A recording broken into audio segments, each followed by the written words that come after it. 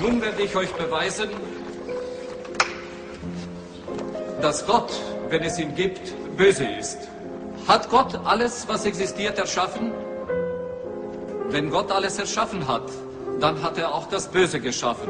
Das bedeutet, Gott ist böse. Herr Professor, existiert Kälte? Was für eine Frage soll das sein? Natürlich existiert die Kälte. War euch noch nie kalt? Nein, in der Tat, Herr Professor, die Kälte existiert nicht.